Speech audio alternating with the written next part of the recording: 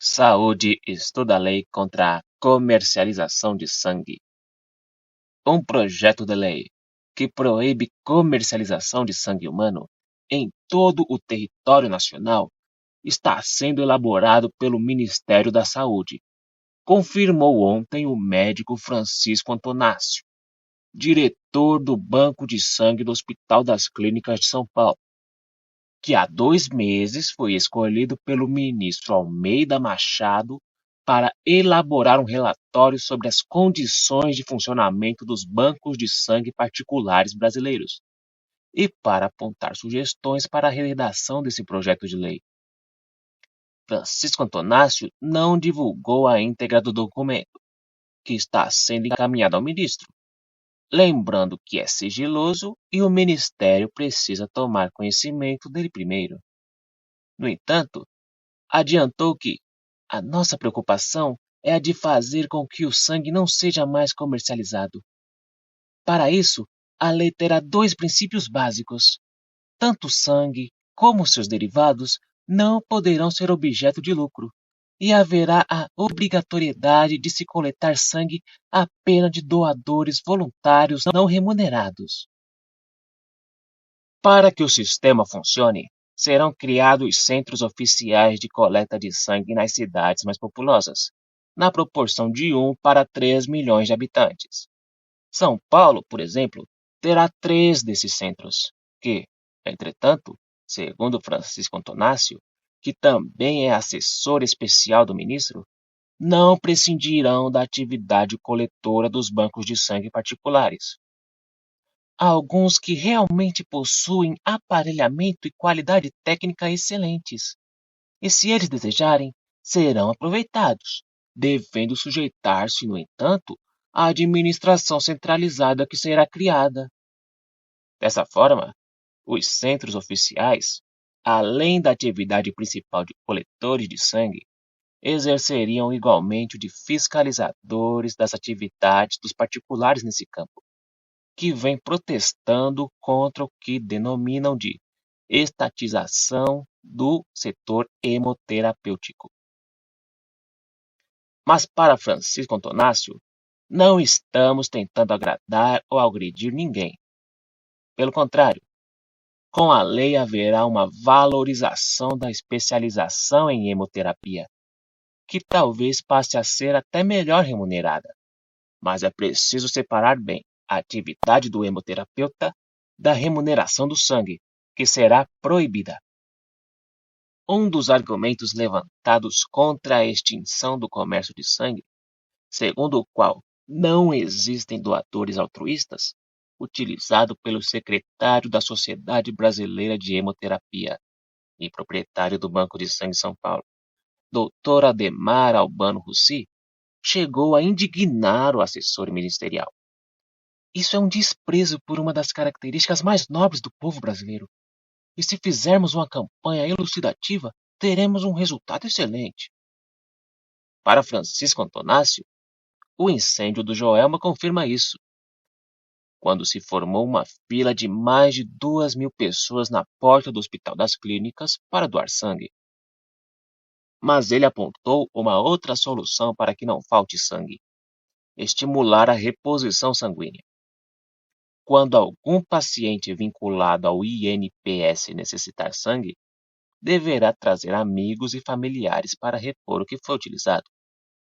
Hoje, o INPS, além de incentivar o comércio de sangue, comprando dos particulares ao preço de 250 cruzeiros por 50 unidades, o que equivale a 400 gramas, não estimula a reposição. Mas isso vai ser modificado.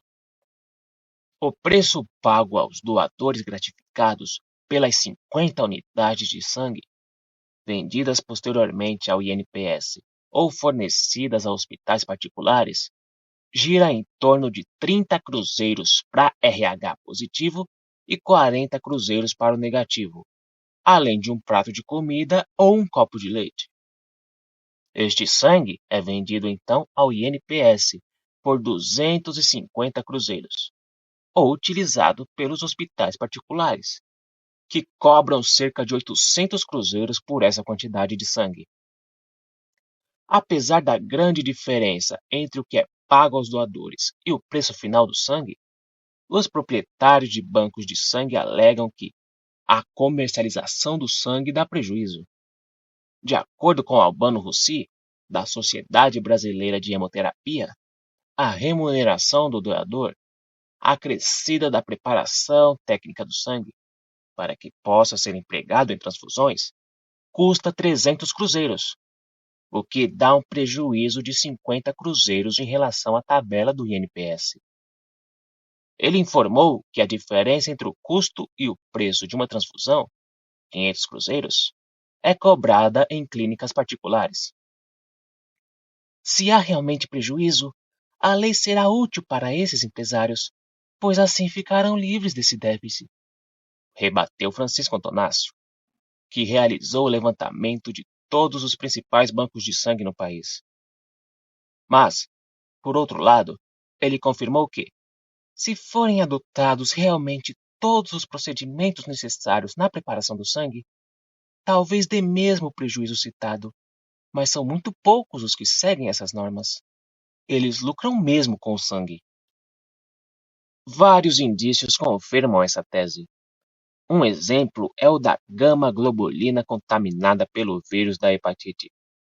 Já no fim do ano passado, ao analisar amostras de sangue prontas para transfusão, as especialistas constataram que grande parte delas estavam contaminada por vírus do mal de Chagas. Há alguns meses, o deputado Peixoto Filho, do MDB do Rio de Janeiro, apresentando um levantamento sobre o tema, revelou que 3% dos doadores são chagássicos, 5% sifilíticos, 7% apresentam o vírus da hepatite e 85% são subnutridos. Estima-se em 700 o número de bancos de sangue cadastrados, e é sabido que a fiscalização tem sido ineficiente.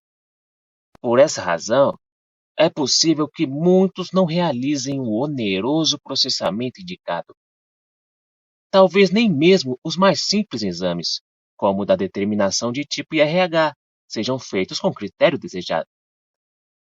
Já foram levantadas suspeitas de que esta seria a causa de choques operatórios não determinados, que ocasionam muitas vezes a morte do paciente. Mas afora os cadastrados, existem muitos ilegais, clandestinos, cujo controle escapa totalmente às autoridades, afirmou Francisco Antonácio. Apesar de proibida por decreto de 1967, a exportação de sangue pode também fazer uma lucrativa atividade, em vista da existência dos bancos clandestinos. De acordo com o levantamento da Organização Mundial da Saúde, OMS, só os Estados Unidos importam anualmente mais de 2 milhões de litros de sangue da América Latina. Os doadores de sangue são, normalmente, migrantes desempregados ou que acabam de chegar à cidade sem nenhum dinheiro. Alguns acreditam que retirar sangue com certa periodicidade é bom para descarregar. Todos são carentes. Eles são informados por antigos doadores, já profissionais na venda do próprio sangue, que para ganhar comida e mais alguns cruzeiros, basta ir a determinado endereço. Fábio Gomes Ferreira, sangue tipo O, positivo, vende seu sangue há mais de 20 anos.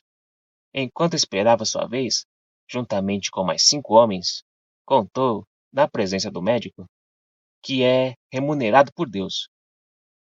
Depois de doar o sangue, no entanto, afirmou: a gente vem mesmo é pelo prato e pelos 30 cruzeiros. E quando encontro alguém precisando, eu dou a dica.